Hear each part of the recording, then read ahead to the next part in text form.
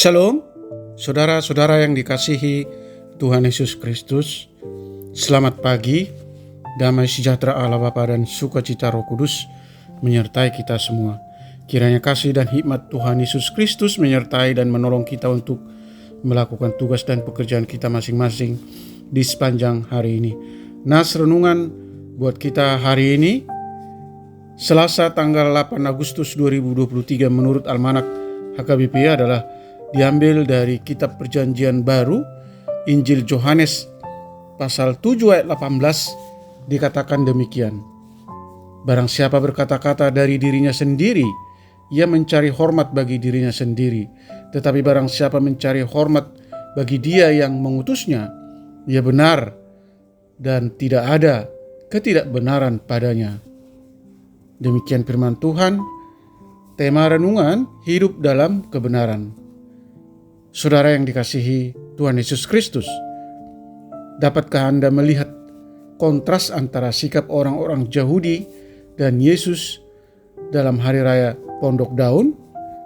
Dalam perayaan itu terlihat bahwa orang-orang Yahudi dapat digolongkan menjadi 3 kelompok. Ada orang-orang yang menganggap Yesus sebagai orang baik. Ada yang menganggap Yesus sebagai penyesat, bandingkan Yohanes pasal 7 ayat 12. Dan ada yang secara terbuka bermaksud membunuh Yesus. Baca Yohanes pasal 7 ayat 1. Kelompok yang melihat Yesus sebagai orang baik dan yang melihat Yesus sebagai penyesat tidak berani bicara terbuka tentang Yesus, sebab mereka takut terhadap orang Yahudi yang bermaksud membunuh Yesus.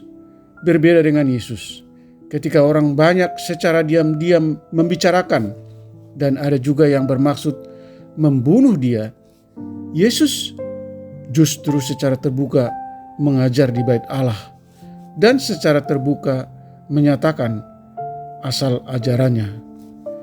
Saudaraku yang dikasihi Tuhan Yesus Kristus, walaupun keselamatannya terancam, Yesus tetap memilih untuk menyatakan kebenaran dengan cara benar dari ketiga pihak tadi. Manakah yang merefleksikan hidup kita? Apakah kita seperti orang yang tahu kebenaran tetapi pilih diam karena takut, atau seperti orang Yahudi yang tidak mau mengakui kebenaran Yesus karena merasa diri paling benar, atau seperti Yesus yang berani menyatakan kebenaran dengan cara benar sekalipun terancam? Saudaraku, kiranya Tuhan menolong kita untuk mengambil sikap dan tindakan yang benar. Amin. Mari kita berdoa. Ya Tuhan Allah di surga, Allah yang kami sembah di dalam Yesus Kristus, tuntun dan ajar kami untuk hidup dalam kebenaran, setia, dan taat melakukan kehendak Allah. Tolong kami berkata-kata atau memberitakan Injil dengan benar sesuai kehendak Allah, bukan menurut pikiran dan kehendak kami. Mampukan kami Tuhan untuk menyatakan dengan cara yang benar meski harus menghadapi konsekuensi atau ancaman keselamatan. Jauhkan kami dari kemunafikan dan penafsiran-penafsiran yang asal-asalan, yang memutarbalikkan kebenaran Allah dengan pikiran dan filsafat manusia yang ada pada dasarnya hanya untuk mengejar kepuasan diri sendiri, bukan untuk kemuliaan Allah. Biarlah lewat hidup kami selalu menyaksikan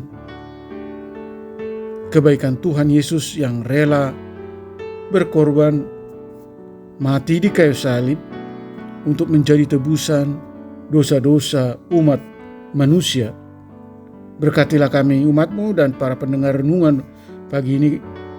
Kami selalu bersyukur bahwa Tuhan selalu setia menyertai kami di dalam suka dan duka yang terjadi dalam kehidupan kami.